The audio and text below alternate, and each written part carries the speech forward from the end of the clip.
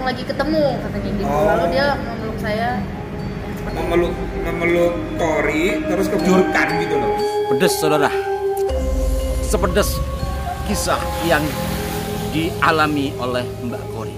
Kami membuka layanan aduan di 081 53 54 676.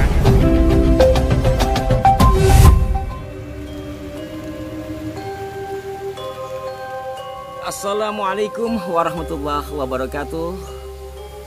Salam jumpa, apa kabar saudara-saudara semuanya? Kembali saya menyapa Anda di bawah pohon mangga yang sedang berbuah muda. Kenapa di bawah pohon mangga? Karena mangga muda itu menjadi gambaran kecantikan seorang wanita. Anda ingat lagunya? Ya, pada edisi kali ini izinkan saya sekali-kali untuk mengulas persoalan yang sebelumnya sudah diminta oleh sejumlah komentator kami untuk mengulas persoalan asusila. Namun saya tahan-tahan walaupun saya memiliki beberapa video, bukti rekaman, kemudian percakapan, penyampaian, dan satu di antaranya adalah yang dialami oleh sahabat kami pada tahun 2011 yang lalu berkaitan dengan persoalan tersebut ya. Namun saya berat rasanya. Jadi kalau selama ini Aras 9 membahas masalah sejarah-sejarah masa lampau, bisa saja persoalan-persoalan yang menimpa wanita-wanita Indonesia ini adalah potret buram perjalanan sejarah yang harus diketahui oleh anak-anak kita sehingga bisa mawas diri, terutama ya anak-anak perempuan ya. Adapun yang akan kami tayangkan mungkin Anda sudah menebaknya karena di depan sudah dikasih cuplikannya, yakni persoalan Mbak Kori. Saya kira awalnya itu Kori, ternyata Mbak Kori ya. Dan saudara-saudaraku, saya disclaimer, persoalan ini saya tidak menghakimi, saya menyampaikan dari video yang kami terima dan kami memberikan ruang kepada keluarga besarnya untuk memberikan klarifikasi. Namun yang pasti bahwa persoalan ini adalah persoalan kesejarahan dalam perjalanan bangsa ini berkenaan dengan perempuan-perempuan kita. Abing. Dan alhamdulillah, saya bahas wanita, didatangi wanita tapi tidak kelihatan ponakan saya. Dapat mangga muda. Baik saudara-saudaraku sekalian, kita nikmati mangga muda sambil simak penjelasan dari Mbak Kori berkenaan dengan kasus yang menimpanya. Bismillahirrahmanirrahim. Kalau saya mendengarkan videonya Ratu Kori ya, mulai pagi tadi di grup santri ini Gus Dur kan rame nih ya. Alhamdulillah Allah mentakdirkan akhirnya kok kita bisa ketemu sama Mbak Ratu Kori ya. Mudah-mudahan beliau sabar. Tadi saya juga video call dengan salah satu kiai yang pernah menjadi ketua umum Asosiasi Pondok Pesantren seluruh Indonesia. Beliau menyampaikan terima kasih kepada Ratu Kori yang telah berani untuk menyampaikan kebenaran. Yang hak itu hak dan yang batil itu batil, kan gitu ya. Nah, kalau melihat modusnya oknum Habib yang berinisial RA ini memang ada kesengajaan menjebak Ratu Kori ya. Contoh, ketika habis pertemuan ditawarilah Ratu Kori untuk nginep di hotel karena hotel ini seperti rumah kedua. Perempuan mana nggak suka diperhatikan, Gus? Nah, apalagi Ratu Kori waktu itu kan depresi, ada persoalan problem rumah tangga dengan suaminya. Belum cerai ya? Sampai detik ini belum cerai. Belum cerai, Mas. Suaminya harusnya seorang umat atau masyarakat yang datang kepada ulama harusnya diberikan solusi. Betul nggak? Betul, Gus. Bukan diberikan ilusi gitu lah. Nah, ternyata apa? Ratu Kori nggak boleh pulang. Namanya Ratu Kori melihat sosok ulama yang menurut dia sangat ngefans, sangat gandrungi lah dengan penampilan, dengan cara bicara. Dia akan mencari obat. Ya. Nah ternyata dia nggak boleh pulang, disuruh tidur di sana. Ini kartu aksesnya kan, betul begitu ya? Betul. begitu sudah dikasih tahu kartu aksesnya, dia masuk Ratu Kori. Ratu Kori masuk, berapa lama kira-kira? Masuk ke dalam. Habis di kamar, suaranya berapa lama si oknum Habib RA ini tiba-tiba masuk? Sekitar 15 menit. Nah, 15 menit berarti kan dia tidak tahu karena kamar ini hanya untuk dia. Lah kok tiba-tiba tanpa ucapan assalamualaikum atau ketok pintu, ujuk-ujuk oknum Habib R berinisial RA ini sudah masuk. Masya Allah. Iya, betul. Berarti ini sudah modus Pak ini. Berarti sudah direncanakan, bukan spontan.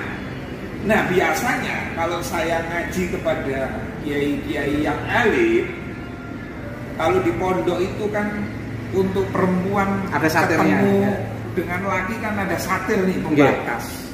Lah kok ini dia punya kartu akses sendiri, terus kemudian ujuk-ujuk masuk tanpa salam, berarti ini sudah kategori niat jahat kepada Ratu Kori. Nah Ratu Kori tidak ada persiapan apapun. Namanya dia dapat gratisan hotel, lalu yang bayari ini masuk, dia nggak berdaya gitu Pak. Nah ketika dia nggak berdaya, ngobrol lah di situ, terjadi percakapan. Ini ngomong usaha, Ratu Kori ngomong tentang depresinya. Yeah. Ternyata dimanfaatkan oleh oknum Habib tersebut. Yeah. Akhirnya ingin memeluk. Gimana ceritanya? Tiba-tiba ingin memeluk kamu waktu itu. Padahal dia sudah diberitahu sama kamu bahwa kamu depresi ini karena ada masalah dengan suamimu. Betul kan? Betul. Berarti ini si apa ya? Abu Jahal atau apa ya? Berarti ini tahu kalau kamu punya suami. Iya, sangat tahu. Sangat tahu. Nah, ketika sangat tahu, kita nggak berbicara hukum pidana dulu ya. Kita berbicara hukum syariat. Bagaimana sih laki terhadap perempuan? Dari sini aja sudah nggak beres. Oknum Habib RA. Setelah itu, Habib itu peluk. Kamu nggak ingin meluk aku tak? Oh, ini sempat apa kamu? Kalau saya bilang enggak, Habib.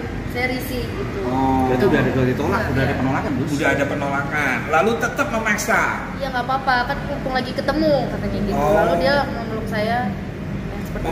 Memeluk Kori, terus kemudian langsung dilumahkan, ditidurkan gitu loh. Direbahkan. Nah, direbahkan. Nah, dari sini aja saya bisa menyimpulkan awal nggak beres. Dia punya kartu 2, terus kemudian masuk tanpa salam. Walaupun salam aja, harusnya kan salam dulu.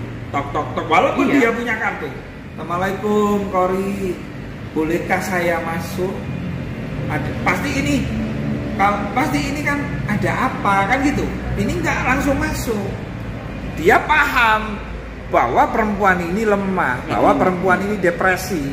Harusnya perempuan depresi itu ditolong, bukan malah dihancurkan. Hingga akhirnya sekarang Ratu Kori ini sama suaminya jadi bengkerengan ya. Jadi ya kadang ya itu kasihan ini. Belum gitu. lagi anaknya, Gus. Kayak anaknya berapa Ratu Kori? 3. Anaknya Ratu 3. Jadi dia menghancurkan rumah tangga ini. Nah karena dia jujur, dia ceritalah sama suaminya. Tapi suaminya malah balasannya apa kepada Ratu Kori? Nah biar Ratu Kori yang cerita. Gimana Ratu Kori sekarang hubungan kamu dengan suami kamu pasca kamu cerita apa adanya tentang perlakuan Habib RA tadi itu? Ya hubungan saya sama suami ya masih gantung ya Gus. Dalam arti saya itu mau dicerai tapi belum resmi gitu Gus. Jadi beliau itu mau tahu dulu kebenarannya itu seperti apa. Pengen dapat pengakuan dari oknum Habib tersebut gitu. Jadi supaya suami saya tuh tahu gitu arahnya mau kemana. Apakah memang sudah saya selesaikan saja? Nah, saya dengar di waktu kamu speak up itu bener nggak suami itu melakukan somasi sama pihak RA? Ya, ada. Ada. Lalu pihak RA setelah disomasi melakukan apa pihak RA? Membalas somasinya, membalas dulu. Habis membalas, pernah nggak ketemu kamu perwakilan pengacara perwakilan dari RA? Baru di minggu kemarin saya ketemu sama 4 pengacaranya, kuasa hukumnya. Oh, minggu kemarin loh. Berarti wes ini pengakuan dong kalau sudah ada pengacara. Iya, 4 dari Cirebon datengin langsung ke Jakarta untuk bertemu saya, Gus. Apa isi dari pengacara yang diutus oleh RA itu? Isinya tidak ada sih. Lebih nggak jelas. Mereka datang ke saya maunya poin 1 aja. Tolong ketemukan suami saya dengan Habib. Oh. Gitu. Itu aja. Supaya rumah tanggamu jadi utuh. Jadi utuh gitu. Karena kamu merasa waktu itu kayak tertipu daya lah ya. Betul. Tapi sekarang kepinginnya apa Ratu Kori? Kepinginnya kamu menyesal atau bagaimana? Atau kamu masih ingin kembali sama suami kamu atau bagaimana Ratu Kori? Iya, jujur saya pribadi sangat menyesal gitu kan. Terus saya juga ya benar-benar minta maaf kepada suami saya gitu. Kalau ada kesempatan langsung saya pengen bilang minta maaf ke suami saya, Gus, gitu kan. Karena atas kejadian ini saya juga kenapa berani speak up ya, saya nggak mau ada korban selanjutnya gitu. Dari para oknum Habib. Berarti ini masih berharap untuk bisa bersama-sama dengan suaminya. Mungkin suaminya sekarang ini karena ini kan jujur, tapi suaminya kayak gimana ya, istri saya kok habis ditiduri. Ya saya berharap suaminya untuk memaafkan. Karena kan beliau ini kan korban kan. Iya. Tak berdaya. Bismillah, insya Allah nanti kebetulan di BKN ini kan. Nih BKN ini. BKN Barisan Kesatria Nusantara, ada LBH-nya juga. Kalau misalnya Kori nanti berkenan untuk membawa kasus ini ke ranah hukum, ya kita insya Allah akan bantu.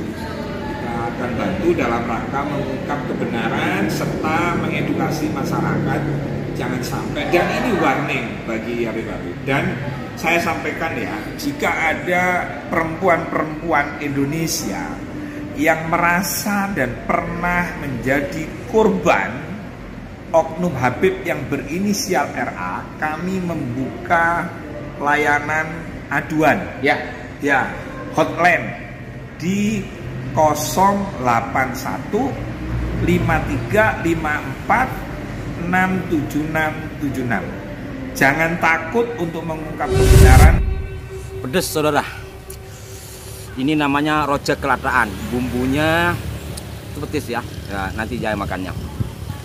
Sepedes kisah yang dialami oleh Mbak Kori. Sekali lagi saya disclaimer bahwa dalam hal ini saya hanya menyampaikan, kami masih memberikan ruang kepada pihak keluarga atau Habib, oknum Habib yang disebut. Dan di dalam hal ini bukan hanya persoalan Habibnya, tapi ini adalah persoalan perjalanan wanita-wanita kita yang ada di negeri ini. Jangan sampai hal itu terulang lagi kalau memang apa yang disampaikan Mbak Kori itu benar.